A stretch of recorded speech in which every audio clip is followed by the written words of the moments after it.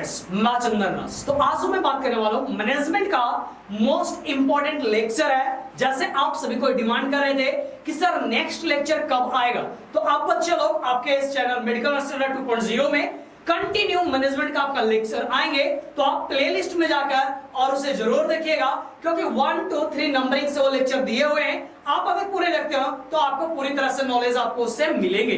तो आज हमें मैनेजमेंट में जब बात करने वाले हैं बच्चे लोग, ये आज मोस्ट इंपॉर्टेंट रहेगा, क्योंकि मैं बात करूंगा स्कोप ऑफ मैनेजमेंट के बारे में कि मैनेजमेंट का स्कोप कहां-कहां है, प्रिंसिपल ऑफ मैनेजमेंट, मैनेजमेंट का प्रिंसिपल क्या-क्या है, और फॉलोस 14 प्रिंसिपल ऑफ मैनेजमेंट।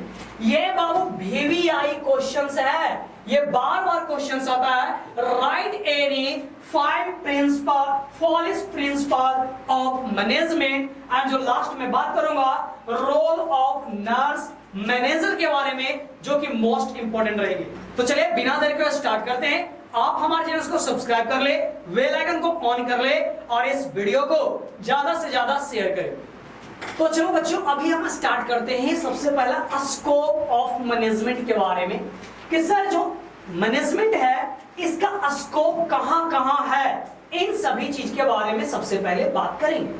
यहां पर मोस्ट इंपॉर्टेंट ये जानना जरूरी है बच्चों लोग कि जो मैनेजमेंट है इसका सभी जगह पे यूज है हमारे ह्यूमन लाइफ्स में। जैसे कहीं पे एस्टेब्लिशमेंट करना है, कोई नए प्रोजेक्ट वगैरह बनाना हो, या फिर कहीं पे प्रॉफिट मेकिंग सर्विसेज करवाना हो, कोई ऑर्गेनाइजेशन है, चाहे वो बड़ा हो चाहे वो छोटा है, इन सभी के लिए सबसे इंपॉर्टेंट होता है मैनेजमेंट। क्योंकि अगर मैनेजमेंट नहीं रहेगा तो उसको कंट्रोल करने का जो उसको सीक्वेंस में चलाने का ये इसमें गड़बड़ी देखने को मिलेंगे। इसलिए मैनेजमेंट हर एक जगह, चाहे वो छोटा हो चाहे वो बड़ा हो, या फिर कोई भी प्रॉफिटेबल अगर कोई भी सर्विस वगैरह का ऑर्गेनाइज कर रहे हैं, तो वहां पर मैनेजमेंट का जरूरत होता है, चाहे वो सरकारी हो चाहे वो प्राइवेट हो। जैसे यहां पर बोला गया कि management as a process is concerned with the directing the effects और efforts of the human activities at the level of all type establishment.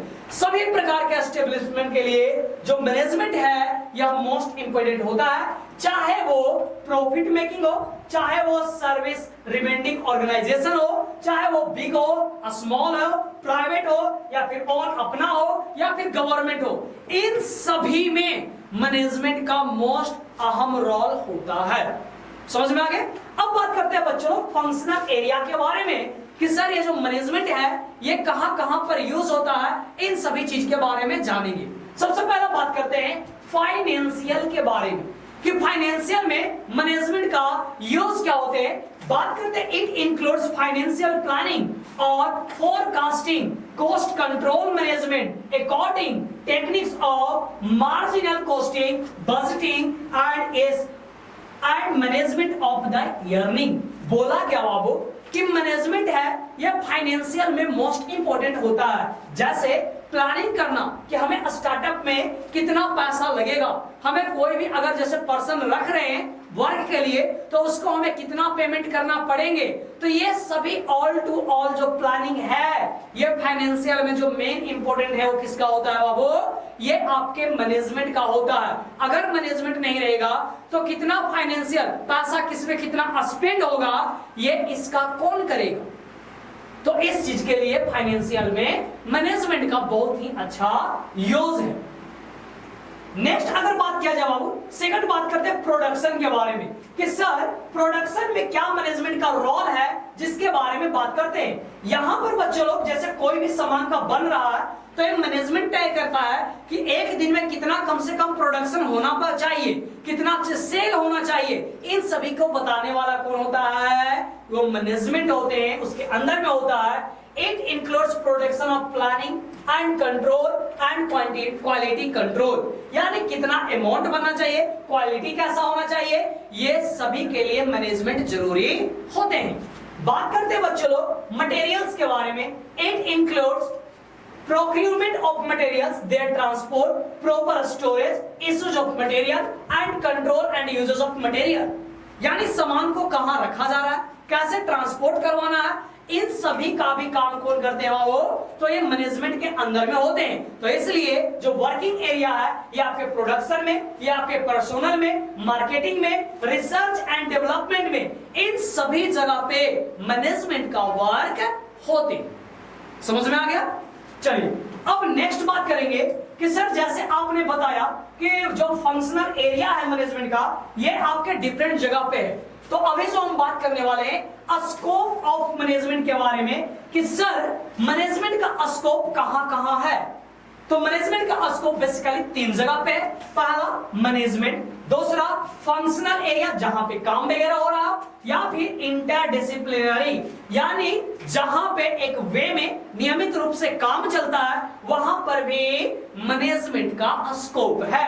जैसे कोई प्लानिंग करना हो तो मैनेजमेंट की जरूरत होता है, क्योंकि वहां पे कौन हेड रहेगा, कौन उससे कम रहेंगे, कौन बताएगा, कौन करवाएगा काम को, ये सभी ऑल का इसमें आता है, वो मैनेजमेंट करवाने का काम करता है। ऑर्गेनाइजिंग, कोई चीज को आप स्थापना कर रहे हैं, स्टाफिंग यानी स्टाफ वालों को काम करवाने के लिए रख रहे हैं, डायरेक्टिंग कर रहे हैं, कोऑर्डिनेटिंग कर रहे हैं, कंट्रोलिंग कर रहे हैं, तो इन सभी के लिए मैनेजमेंट की रिक्वायरमेंट होती है। यानी स्कोप आपके इन सभी पे क्या है वो मैनेजमेंट। नेक्स्ट बात करते हैं अब फंक्शनल एरिया के बारे में, जैसे financial, production, material, personnel, marketing, research and development, जो अभी मैंने आपको समझाया। समझ में आ रहा है बच्चे लोग? कमेंट करिएगा, क्योंकि आपका हर एक कमेंट हमारे लिए मोस्ट इंपॉर्टेंट होता है। और मैं इसको देखकर, जैसे आप सभी ने कमेंट कर रहे थे सर हमें मैनेजमेंट लेक्चर चाहिए, हमें माइंड में बैठा था कि हमें जल्द से जल्द ये सेटअप को रेडी करना है और आपके लिए लेक्चर कंटिन्यू करना है, तो मैंने उस पर काम किया, आज मैं आपके लिए लाया हूं। तो इसलिए कमेंट करो, बताओ कि सर कौन सा टॉपिक, क्या दिक्कतें हो रहे हैं। जैसे एक बच्चे ने बोले सर मैनेजमेंट का डिफिनीशन हमें चाहिए। अरे बाबू आप प्लेलिस्ट में जाओगे, वहां पे आपको लेक्चर 1, 2, 3 ऐसे करके देखने को मिलेंगे। यानी 1 में आपका इंट्रोडक्शन ऑफ मैनेजमेंट रहेंगे, तो इन सभी आप देखिए और ज्यादा से ज्यादा लर्न करिए।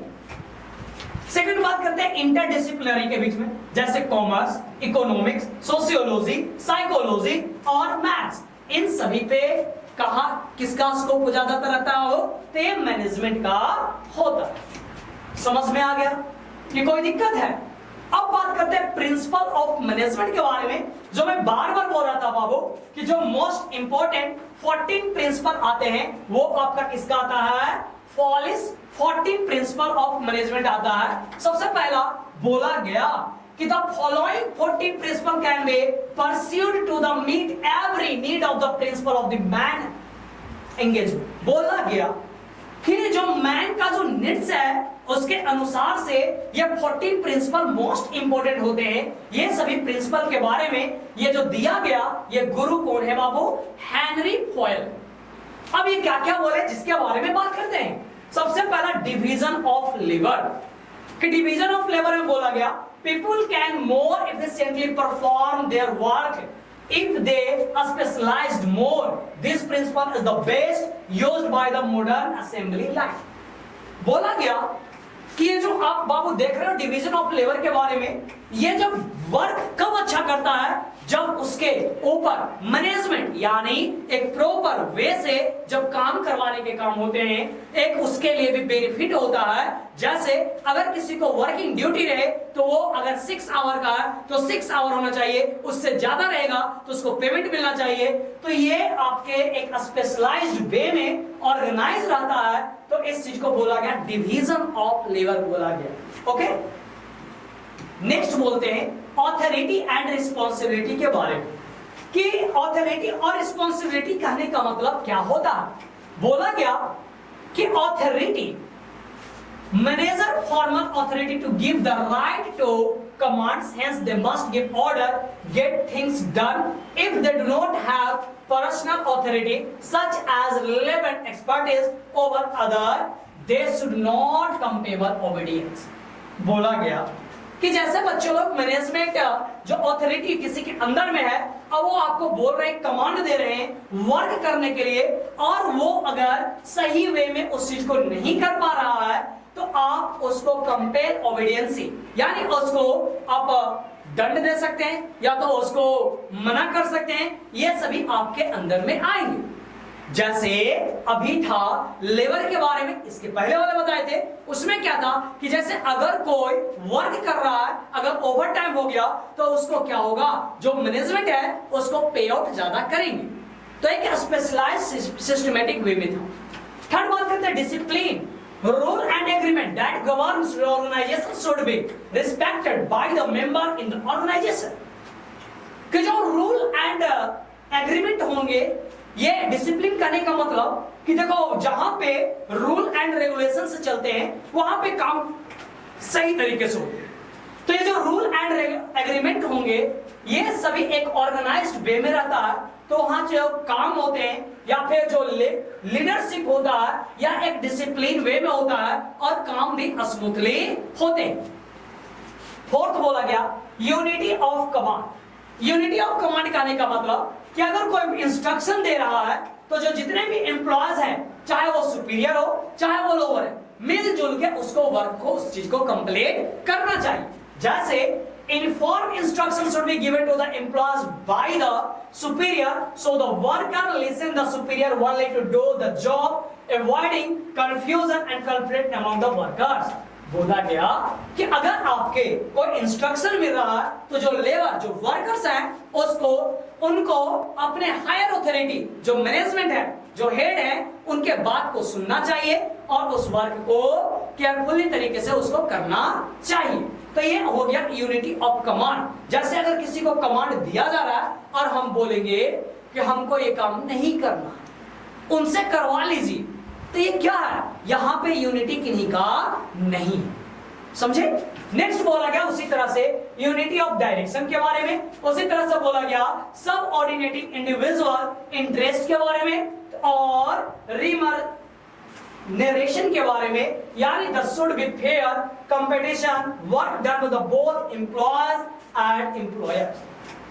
कि ये क्या है बाबू कि कोई भी आप वर्क वगैरह ये सब जब कर रहे हैं तो ये हर एक एम्प्लॉयज का अपना अपना होना चाहिए, समझ में आया। अब ऐसे ही फॉलिस ने बहुत सारे दिए थे, जैसे सेंट्रलाइजेशन, फिर उसके बाद में क्या था बाबू, scalar, chain, order, equity, stability of the staff. Stability कहने का मतलब कोई भी एम्प्लॉयज है उसको ऐसा नहीं है कि आज ज्वाइन करवाएं और कल होकर निकाल दें, ऐसा कहीं भी नहीं। उनके लिए स्टेबिलिटी हो, एक ऑथेंटिक रीजन होना चाहिए उसको रिप्लेस करने के लिए। तो ये सभी आपको बताए गए थे, जो कि आपको यहाँ पे दिया गया है। तो आप इसको अगर बच्चे लोग नोट्स करते जाओगे और नोट्स करेंगे तो आपके लिए नोट्स बन जाएंगे, ताकि आपको एग्जामिनेशन के टाइम में रिवीजन करने में और क्वेश्चन को सोल्व करने में मजा आए। ये बार बार क्वेश्चंस आते हैं कि फॉलिस प्रिंसिपल ऑफ मैनेजमेंट को बारे में बताने के लिए कि किसके द्वारा लिखा गया और क्या क्या है, इन सभी के बारे में हर एक बार ये क्वेश्चंस आते हैं। तो बात करते हैं बच्चों लोग role of nurse as a manager के बारे में, कि एक मैनेजर का क्या रोल है, काम है, इन सभी के बारे में जानते हैं। यहां पर बोला गया कि studying for the position in the healthcare industry is challenging and hard work, but yet any people follow the career because their passion and the helping the people. Nursing is a professional career that forms the part of the very competitive industry। बोला क्या बच्चों लोग कि जो nurse है इसका management में क्या रोल है मैनेजर का, इसके बारे में अगर बात किया जाए तो जो भी इस लाइफ में हेल्थ सेक्टर इंडस्ट्री में जो मेन पैशन, जो वर्क होते हैं, चाहे वो पेशेंट के साथ में रहने के लिए, उनको केयर करने के लिए, चाहे वो साइकोलॉजिकल हो, चाहे उनके साथ में हेल्दी हो, वो सभी को हेल्थ असेसमेंट वगैरह सब करने का काम करते हैं, वो एक नर्स करते हैं। तो इसलिए बोला गया कि as a nurse manager once duty and responsibility require much skill, profession and achievable to hard work and the passion for the one's career। तो बोला गया कि यहाँ पे ये मोस्ट इंपोर्टेंट होता है कि वो मैनेजर ऐसा हो कि वैसे नर्स को हायर करे जिनके पास में क्वालिटी हो, एक पैशन हो यानी जुनून हो काम करने का, ताकि जल्द से जल्द हेल्थ जो पेशेंट है उनके हेल्थ में अच्छा है और जल्दी से ठीक हो। तो इन सभी के लिए एक नर्स मैनेजर का होना मोस्ट इंपॉर्टेंट है। अगर सपोज करो कि कोई और इस चीज को करना स्टार्ट करे तो क्या वो उस चीज को संभाल पाएंगे? नहीं ना बाबू, क्योंकि उसके बारे में उसको नॉलेज ही नहीं रहेगी, तो आप उस चीज को आप अच्छे से नहीं रख सकते। समझ में आया? अब बात करते हैं क्वालिटी ऑफ नर्स के बारे में कि अगर जो नर्स मैनेजर है, अगर उसको एक नर्स को कलेक्ट क्वालिटी देखना होगा तो क्या क्या देखेंगे जिसके बारे में बात किया जाए। सबसे पहला प्रोफेशनल नॉलेज, कि जो नर्स है उसके अपने फील्ड में कितना अच्छा नॉलेज है जिसके बारे में। उसका फिजिकल हेल्थ अच्छा होना चाहिए, कमांडिंग पावर यानी कमांड देने का और उसको करने का पावर होना चाहिए, एबिलिटी टू अंडरस्टैंड किसी के भी प्रॉब्लम्स को समझने का और एबिलिटी टू जज द सिचुएशन, कोई भी सिचुएशन वगैरह है उसको एबिलिटी होना चाहिए कि अगर ऐसा होगा तो हम इसको इस तरह से सॉल्व कर सकते हैं। विल पावर यानी तुरंत से सभी को अपने आप में ज्वाइन करना और उस काम को तुरंत से खत्म करना, यह होना चाहिए।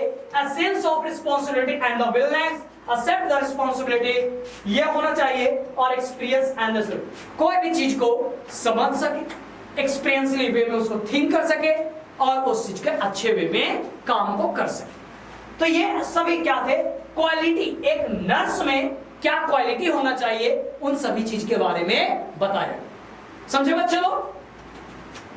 अब नेक्स्ट अगर बात किया जाए रोल ऑफ नर्स मैनेजर के बारे में, कि जो नर्स मैनेजर है उसका काम क्या क्या होता है, इन सभी चीज के बारे में जानेंगे। क्रिएटिंग टीम पावर, अरे बाबू मैनेजर है, मैनेजर क्या करेगा? टीम को क्रिएट करने का काम करेगा। वो उसको अंदर में वर्क करवाने का जुनून होना चाहिए, कैसे एक ग्रुप को बना सकते हैं, किसी काम को कैसे स्मूथली करवा सकते हैं, ये सभी अगर क्वालिटी है तो एक नर्स मैनेजर का क्वालिटी। तो उसका जो रोल क्या होता है उन सभी के बारे में बात किया जाए। सबसे पहला creating team work, coordinate among the member of the group, group में जितने मेंबर हैं उन सभी से कोऑर्डिनेट, ऐसा नहीं कि हम उनसे बात करेंगे इससे बात नहीं करेंगे, ऐसा नहीं होना चाहिए। Providing leadership and the motivations to individual, उसमें लीडरशिप होना चाहिए, लोगों को मोटिवेट करने का होना चाहिए, पावर होना चाहिए। Maintaining dynamic equilibrium between the organisation and individual changing environment, उनमें ये चीज क्षमता होना चाहिए कि कोई भी अगर प्रॉब्लम्स हो, चाहे वो ऑर्गेनाइजेशन के अंदर में हो या फिर इन्वायरमेंटल कंडीशन के कारण से हो, तो उसको समझाने संभालने का उसमें क्षमता होना चाहिए।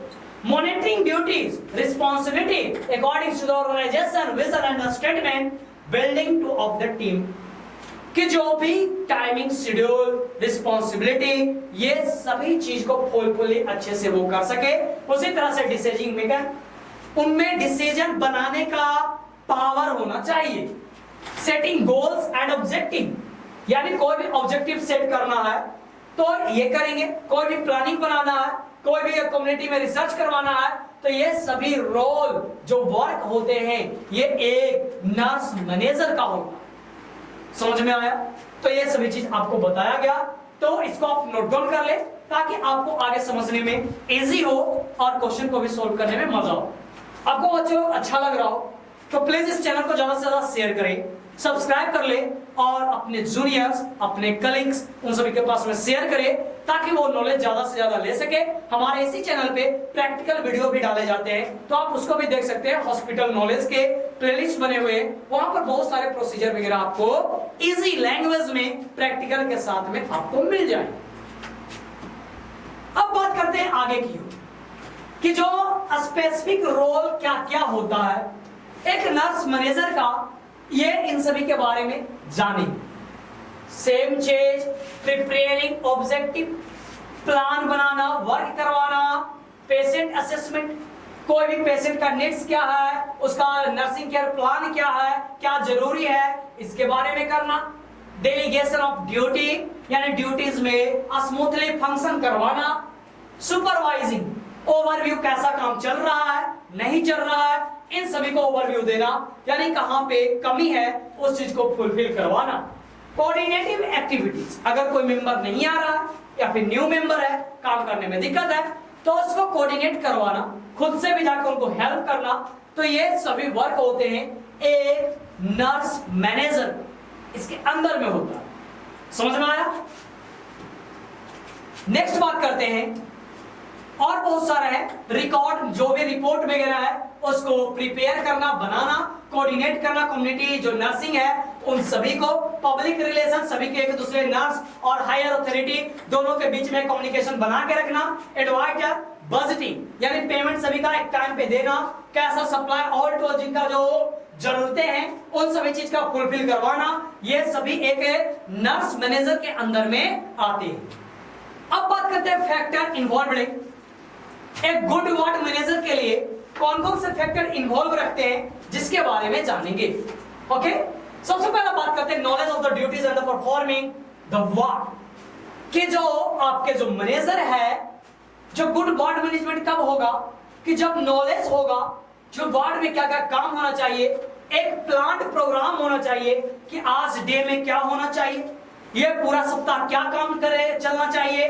तो अगर ये सभी प्लानिंग रहेगा तो एक वार्ड का जो मैनेजमेंट है ये बहुत अच्छा से चलेगा। Second, third number, proper selection and the placement of the people to the ward. कहां पे जैसे ओटी, अगर कोई असिस्टेंट है तो उसको ओटी वार्ड में रखेंगे ऑपरेशन रूम में, अगर कोई आईसीयू में अच्छे नॉलेज है तो उसको आईसीयू में रखेंगे। ऐसा नहीं कि उसको ओपीडी में रख देंगे तो वो काम अच्छे से नहीं चलेगा। तो अगर इन सभी अगर इन्वॉल्व है तो आपका जो वार्ड मैनेजमेंट है ये बहुत अच्छा से होगा।